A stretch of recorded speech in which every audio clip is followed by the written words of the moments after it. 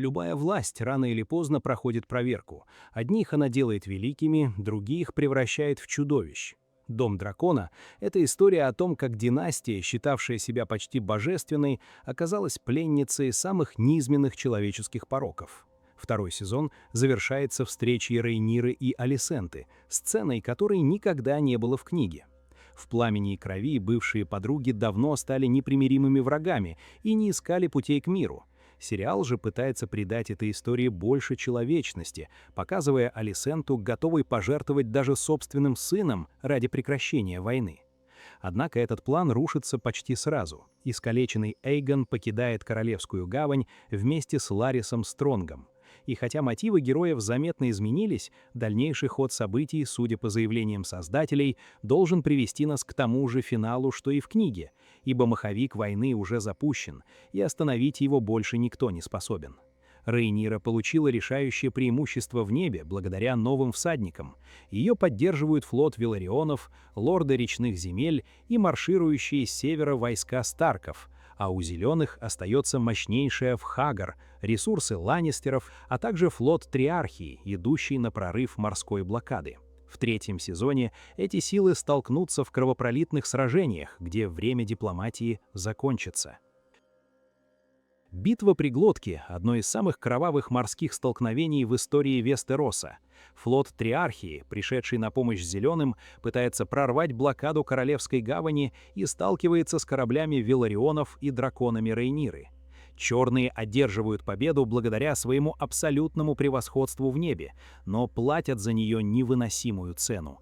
В хаосе боя погибает старший сын и наследник Рейниры, Джекейрис, вместе со своим драконом. Смерть наследника становится для Рейниры не просто личной трагедией, а точкой невозврата.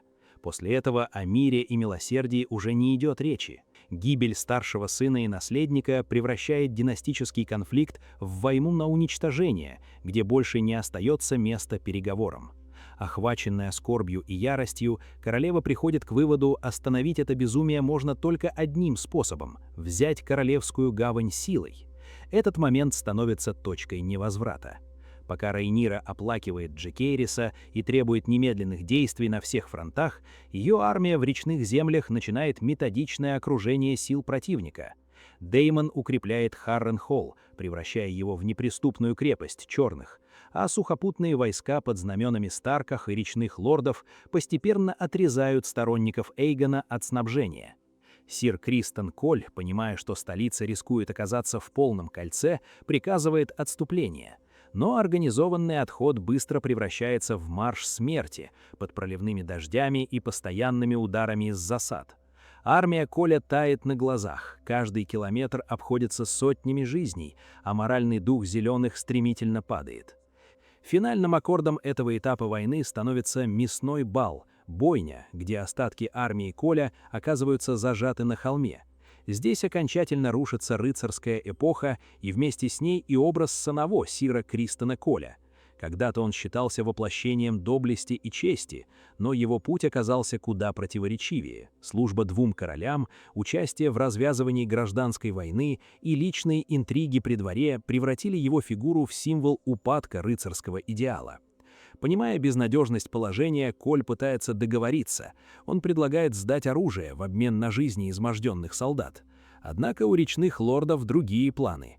Лишенный возможности красивой смерти в поединке, сир Кристен гибнет под градом стрел, и его конец оказывается таким же жестоким и безличным, как и сама эта война.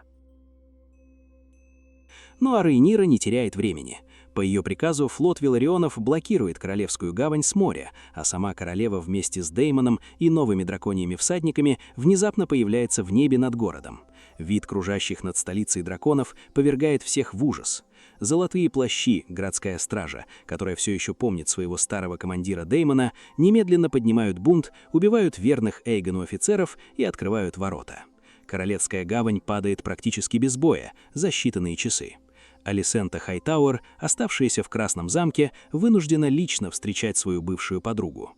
Но время для компромиссов, о которых они тихо шептались в финале второго сезона, безвозвратно ушло.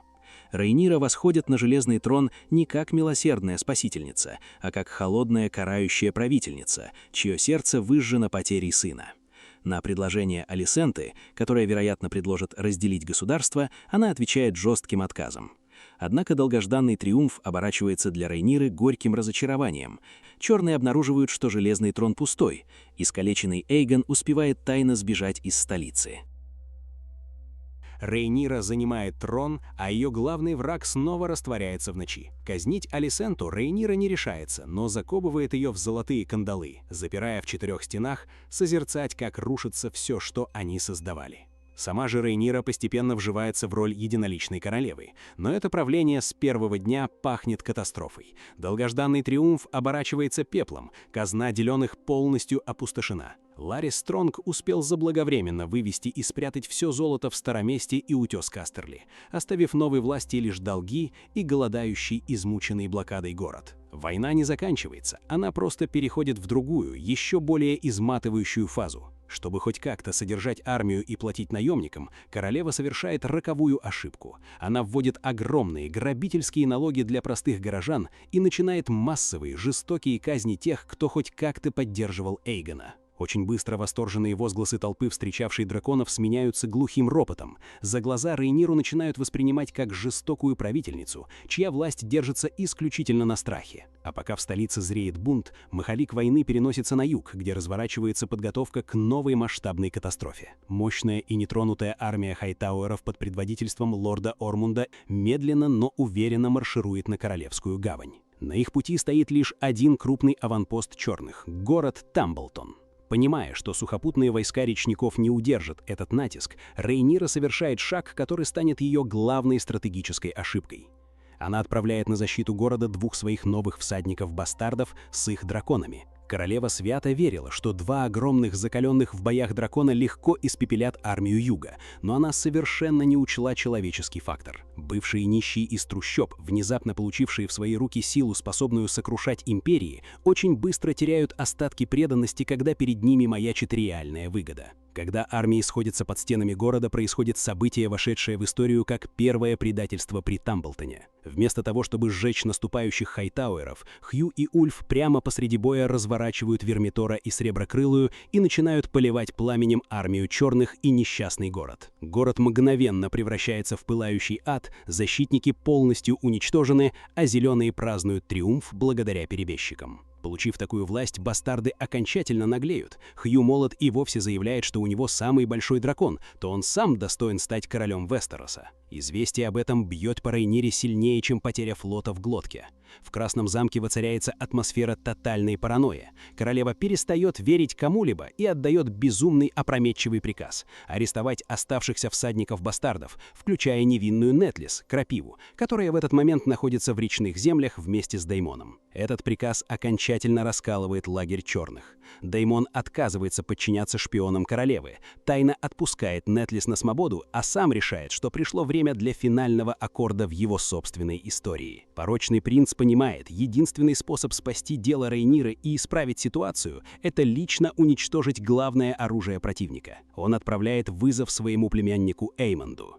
Местом их встречи становится мрачное озеро Ока Божье, над которым развернется самая легендарная, страшная и кинематографичная дуэль в истории Вестероса. В смертельном пике сойдутся Караксос и Вахр, и этот бой не оставит в живых никого. Деймон прыгнет со своего дракона на спину дракона и вонзит свой меч прямо в око Эймонда, поставив точку в их затянувшемся соперничестве ценой собственной жизни. Пока черные и зеленые лишаются своих сильнейших мужчин и драконов на передовой, в самой столице вспыхивает настоящий ад. Доведенный до полного отчаяния голодом, нищетой и непомерными налогами Рейниры, народ Королевской гавани окончательно теряет страх перед властью. Искрой для этого становятся проповеди безумного однорукого фанатика по прозвищу Пастырь. Он объявляет драконов порождением преисподней, истинной причиной всех бед Вестероса, и призывает очистить от них город. Охваченная массовым психозом и религиозным безумием толпа, вооружившись чем попало, идет на штурм драконьего логова. В эту кошмарную ночь обезумевшие люди погибают тысячами под потоком смертоносного пламени, убивают оставшихся 4 драконов. В это же время юный принц Джоффри, сын Рейниры, пытается спасти ящеров. Он садится на Сиракс, дракониху Рейниры, но та сбрасывает его с большой высоты. В довершении трагедии Сиракс опускается на землю и тоже погибает, растерзанная обезумевшей толпой. Лишившись драконов, без гроша в казне, преданная союзниками и смертельно ненавидимая собственным народом, сломленная королева понимает, что проиграла столицу. В панике Рейнира бежит из объятого огнем города. Ее положение настолько плачевно, что ей приходится продать собственную корону, чтобы просто купить билет на Драконий камень, место, которое она считает своим последним убежищем. Прибыв в родную гавань, Рейнира обнаруживает, что замок уже тайно захвачен зелеными. Прямо во дворе цитадели ее встречает искалеченный, обожженный, но дождавшийся своего часа Эйгон II. Маховик мести делает свой последний оборот. На глазах у маленького сына Рейниры Эйгон скармливает свою сводную сестру своему израненному дракону Солнечному огню.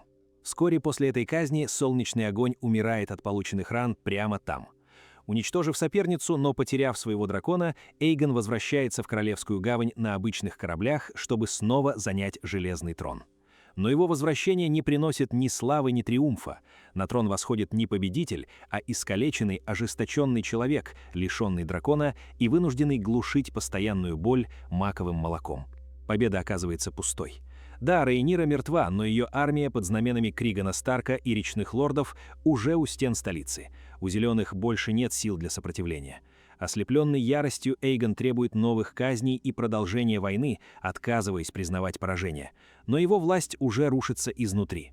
Финал наступает тихо и без пафоса.